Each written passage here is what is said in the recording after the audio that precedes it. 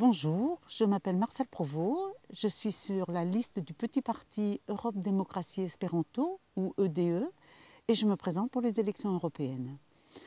Qu'est-ce que ce petit parti?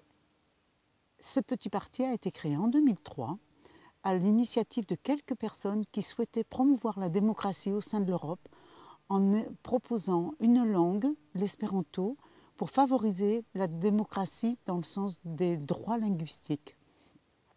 Qu'est-ce que l'espéranto? L'espéranto est une langue qui a été créée à la fin du XIXe siècle par un médecin polonais, juif polonais, le docteur Zamenhof, et qui, devant la difficulté de compréhension et de communication entre les gens de diverses communautés, a décidé de créer une langue facile et qui soit sans exception.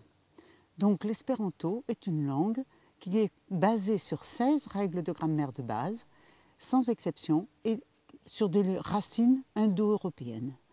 C'est donc une langue facile et qui est accessible, on pourrait dire à peu près, à l'ensemble de la population de l'Europe. Pourquoi EDE propose d'utiliser l'espéranto dans le cadre de l'Union européenne? L'Union européenne est constituée aujourd'hui de 27 pays qui parlent 23 langues.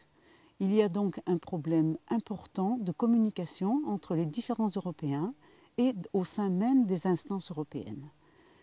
Aujourd'hui, pour permettre cette communication, nous pourrons dire qu'il y a une langue qui est majoritairement utilisée, c'est l'anglais, et il y a 3 langues qui sont répertoriées comme les langues obligatoires, le français, l'anglais et l'allemand.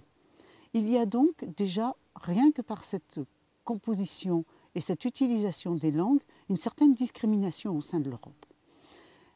Chose plus difficile, on se rend compte aujourd'hui que les langues ne sont plus apprises, les langues des petits pays ou des nouveaux pays entrant dans l'Union européenne.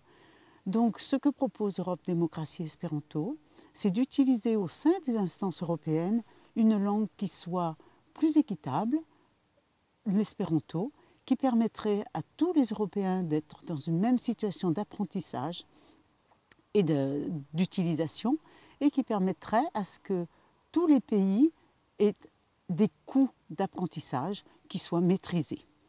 Au sein même des instances européennes, il est évident que l'utilisation de l'espéranto permettrait également d'avoir des coûts maîtrisés, puisque si on devait étendre de nouveau l'Union européenne à d'autres pays, eh bien, l'utilisation de l'espéranto permettrait d'avoir des coûts de traduction qui seraient dans un budget maîtrisable.